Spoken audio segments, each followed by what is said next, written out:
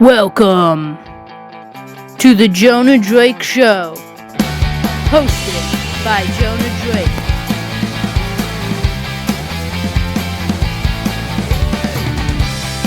The Jonah Drake Show starts now.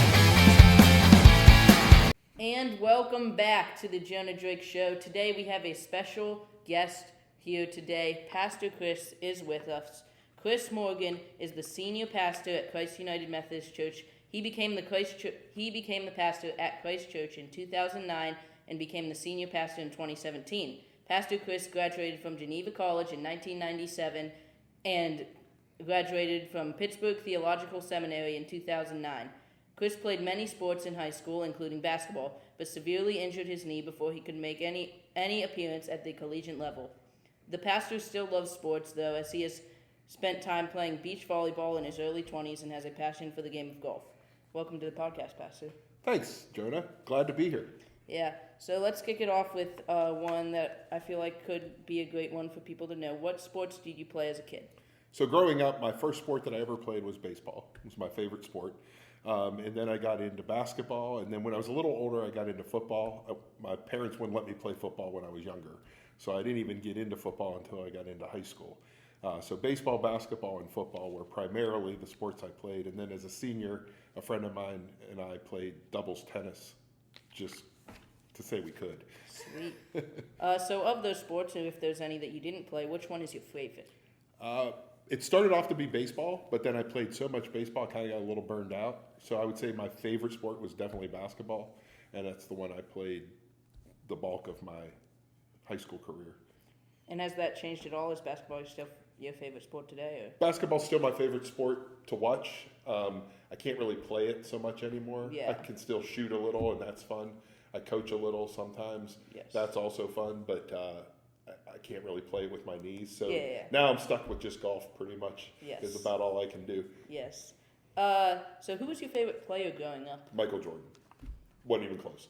Like, favorite player in any sport, period. Yeah, that's a great answer, as I think he was a very loved player. What made you want to be a pastor? So, actually, I was called by God. I mean, that's the short answer. But I went to school to become an engineer because I love numbers, I love math. I didn't really think about becoming a pastor. I didn't really like English, and I didn't really like to do a lot of reading. So thinking about being a pastor and preaching every week was really not in my, idea of what I thought would be a good idea. And then I went to a retreat I worked in the church, I volunteered in the church as a youth leader, and I went to a retreat, and the person speaking at the end of his talk said, there's someone here that's being called to ministry and is ignoring God. And I thought, well, there's like 600 people here. He's got to be talking to somebody else. And I ignored it. And he said a little bit more, and then he came back to it and said, there's still somebody here. I ignored it again. And then the third time that he said it, I was like, yeah, that's me. Like, that God's calling me to become a pastor. So I went forward, and he prayed, and I went back to school, and it was between semesters, so I kind of quit being an engineering major and became a Christian ministries major, and from there have gone into ministry and been involved in ministry ever since. That's a great story. What is your favorite part of being a pastor? There's a couple. Number one, I love telling people about Jesus because I think Jesus changes people's lives. I don't know how I would function or have gotten through the stuff that I've gone through in my life if I didn't have a relationship with Jesus, and I want other people to have that same kind of relationship. So the bottom line is I want to share the love of Christ with everybody. The other part that's really awesome as a pastor is you get to meet new people all the time. So I'm always meeting new people from different walks of life, and you get to do new stuff almost every day. I mean, literally there's something new that pops up, if not every day, at least every week, that you never saw coming. So it kind of keeps you on your toes. You have the stuff that you do regularly, like I preach every week, and I lead a Bible study every week, and I do these things that are regular things, but there's all kinds of stuff that happens that you just don't see coming, and it keeps it exciting. So I like that too. Yeah, I don't want to hit you on the spot here, but what's like something cool, like you said, stuff that comes up, like what's one of the cooler things that you've got that you didn't expect? A couple of weeks ago, we ended up hosting a the base camp for a TV show that's on Paramount. They were filming in Mount Lebanon and in Bethel Park, and they needed a place to set up everything. So they used our church because we have a really great space, and they wanted to be here. So we hosted the base camp. So all the actors' trailers were here, and they did breakfast and lunch here. Like, that was not on the schedule. Yeah. Nobody's planned it. We just got a phone call, and they were like, "Hey, would you want to do that?" Not only were we able to do it, but they made a really nice donation to the church. So that was a really, like, out of the blue kind of like, "Hey, give this a try." So this is a kind of cool question. What lessons from sports have impacted how you lead your church today? Well, there's actually a lot. You asked that question, and I started to think about it, like really close. And it's actually a lot. So when you play sports, I'm assuming. Yep. Like, so when you play sports, if you're serious about it, you want to be the best. And to be the best, you got to practice. And I mean, really practice, like all the time. And when I played sports, I practiced all the time. Whether it was baseball, basketball, football, I was always trying to do what I could to get better. So it's all about practice, and more practice. As well as listening to the coaches who could see things that you might not be able to see in the moment, and watching film. Like, when I got older and we were in high school, we would watch the games. We would watch the at-bats. We would watch the way we would shoot the basketball. We would watch the plays that we would run and determine whether or not we were in the right place or did it the right way or did it the wrong way. And if we did it the wrong way, we heard about it in film study, so we wouldn't do it that way again. So fast forward to now in ministry, and I implement the same kinds of things. So I'm constantly practicing. Like, I go over what I'm going to preach. I say it 4, 5, 6 times. I go through the whole sermon in my head. I don't go to the room where I'm going to do it because I preach in multiple places. I just kind of do it when I'm sitting at my house or sitting in my office, but I go over it and over it all the time. I read a ton. I mentioned earlier that I didn't really want to be a pastor because I didn't like to read. Well, that changed. So I read probably between 75 and 100 books a year. And I don't really read for fun. Like, I don't read like storybooks and like those kind of Harry Potter. I don't read that kind of stuff. If I'm going to like veg out that way, I'd much rather watch a movie than read a book. So that's where I kind of do that. But I read a lot of books on ministry and written by different pastors, different leaders, how they get better. And I might not read the whole book. I might read part of the book or something that's exciting.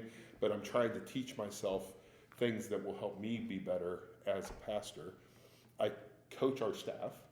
So I'm looking at the whole picture of the church. And we have some really great people that do some really great things at our church in different ministry areas. And I try to hold everybody together, make sure we're all heading in the right direction, make sure we're working together as a team, make sure I give them what they need to do their job the best that they can, all so we can share the love of Christ with people, because that's why we do what we do. And I actually watch film. So we live stream our services, we live stream the contemporary service and the traditional service, and I watch those services after the fact. And I see how smooth the transitions go. I see how the music plays. I see how it sounds. I see what it looks like. I see what I look like. And I try to make changes and tweaks and say, well, that went really good. We should do that again. Or that wasn't that good. Let's try something different. Or there's too much dead space here. And then we meet as a team to talk about worship every week. And we talk about those things that we can improve and do better. So all of those things were all things that I did playing sports, and now I've just applied it to leading a church. Yeah, I think it's really cool what like sports can do in your career and how it can really help you grow, and not directly, but there's stuff that you learn all the course of the way.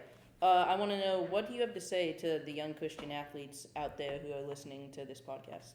Number one, love what you do. You got to love what you do. Don't play sports because somebody wants you to. Don't play sports because you think it's the right thing to do. If you don't love it, don't do it, because it's just going to cause you grief. It's going to cause you to get run down. So if you don't love it, ask yourself why you're doing it. So you got to love what you do. Number two, realize that you're a Christian athlete, and you have a platform so you can share your faith. You don't even have to use words. You can share your faith on the way you act on the court, the way you act on the field, the way you act in the gym, whatever. You can show people what you believe by how you treat other people. When you help somebody up, or when you treat them with respect, or you show them respect, whether you win or lose, it carries with you who you are as a person. So always show good sportsmanship, whether you win or whether you lose.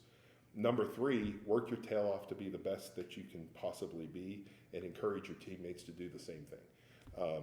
I think as a Christian athlete, you always want to do the best that you can and show people that you care. So I really want to encourage people who are Christian athletes, all athletes, but Christian athletes especially, be the best that you can and encourage your teammates to be the same way. You want to help bring them along in what they're doing. And then realize that people, for whatever reason, tend to look up to athletes. So take advantage of the fact that people tend to look up to you. Outside of sports, they just like, oh, that's an athlete. I want to get to know that person. I want to be part of who they are, and treat people and use that not to take advantage of people, but use that to show how you can show care to people no matter who they are. So the people that look up to you might not be popular kids. They might be kids that other people make fun of. But if, as an athlete, you're treating them with respect, other kids might start treating them with respect. So use your platform, and all this, you don't have to tell a single person verbally anything about your faith. It's just in how you're treating people. And what I have found as a Christian athlete is when I would do that and treat people that way, it never failed that people would ask me, why am I so nice? Like, how can you be so intense as an athlete but so nice to people outside of the game itself? Because of my faith in Jesus. That's when you get an opportunity to share your faith, because of how you've acted and what you've done.